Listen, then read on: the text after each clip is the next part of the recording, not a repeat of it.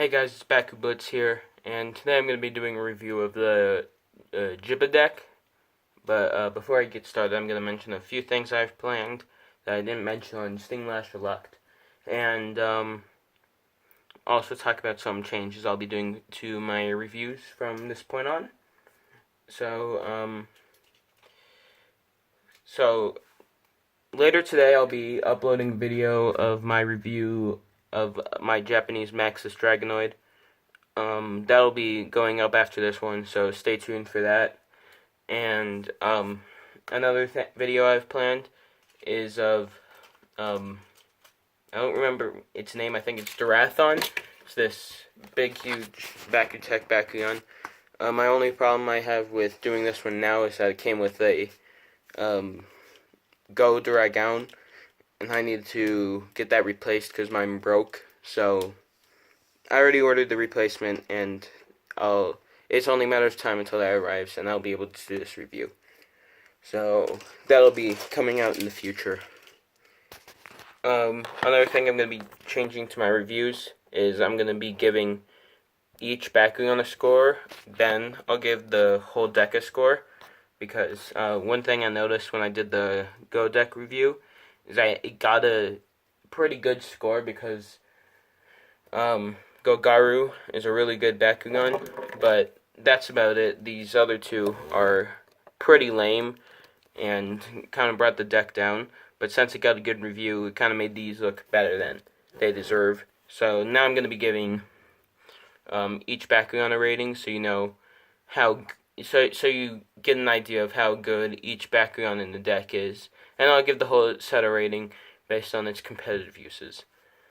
So that's about it, and I'll get started. So we'll do those two last, and we'll start with the first one, which is Sea Slug. And he has a cross here, two crosses here. So that's actually okay. Come on, open. There we go. Alright. This guy is decent. I mean, there's a lot of better options than him, because he's clearly supposed to be an occupancy type, but he doesn't take. But there's so many more Bakugan that take up more space than him, like Jigen Dragon or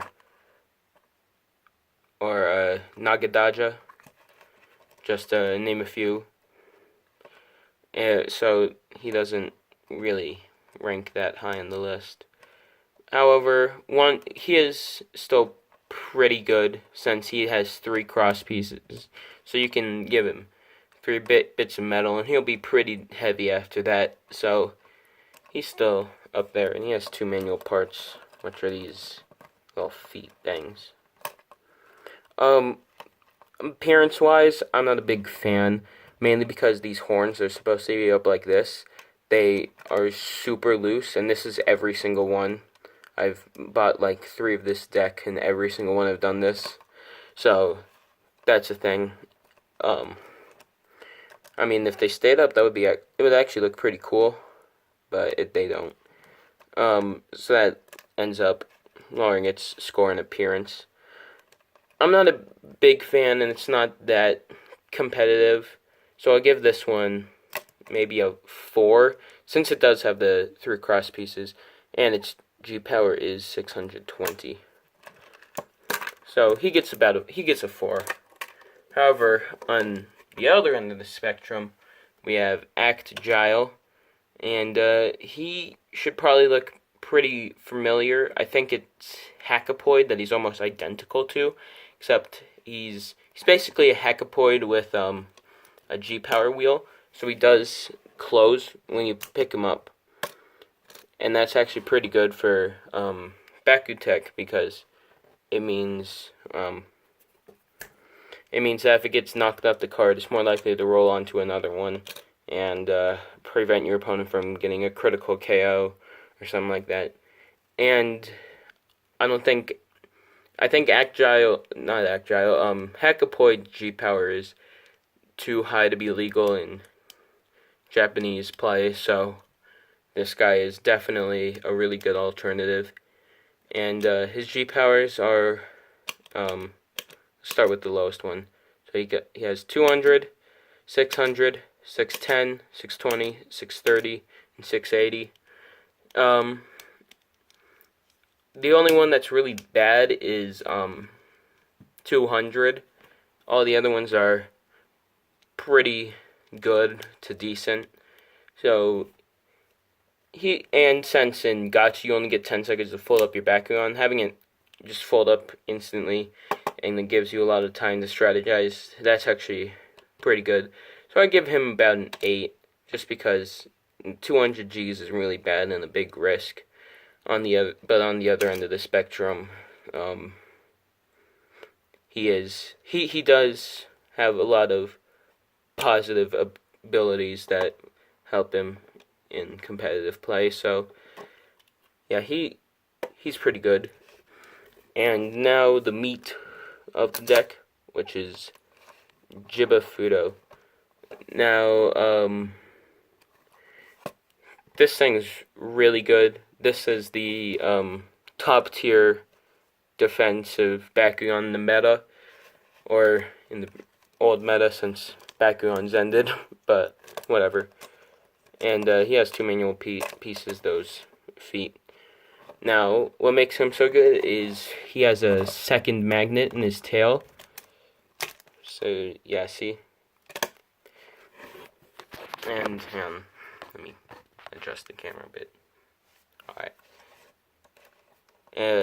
So yeah, he's pretty good. He's Subterra, and he has 700 Gs. He's also a bind system Bakugan, so this can be put onto any other bind system Bakugan. So Jiba is a really good Bakugan. It kind of sucks when he lands on a card and the second magnet doesn't stand, because then he's not that great. But when it is, this thing is like an unmovable wall. And it takes up a good amount of space in the front, but leaves a bit in the back, so it's easy to get a double stand with him. So yeah, he's a solid 10. This is a really, really good Bakugan. One of the top tier ones. So, yeah. I'll show you the box, and then I'll give you a review then I'll give you a score on the whole deck. So, here's the box. Here's the owner of, I don't know if he used Sea Slug in the manga, but in the anime he does have these two, and then Nagadaja. And here's the back. It shows off the bind system, tells you about the double magnet, and then shows off Actagile and Sea Slug. So yeah, I'm gonna say my overall rating of this overall rating of this deck is probably gonna be a 9.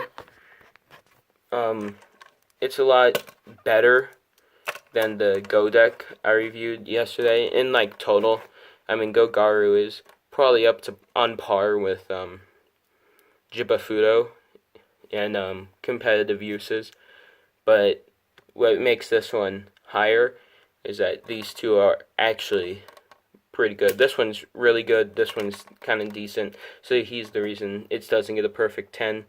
And he's not the greatest in the world, but he is still pretty good. So in total, the deck gets about a 9, and I would really recommend it if I'd really recommend it if you are interested in competitive Bakugan, or just like the look of these. You get Jiba, which is one of the best bind system Bakugan out there. Not to mention that in the decks, usually you can get the bind system Bakugan that come in the decks in booster packs, but they have a risk of being at lower in G power, like at 680.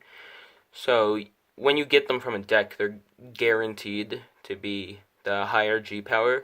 So I think that might even be that's probably one of the reasons you'd buy this deck over the single pack if you just want Jiba.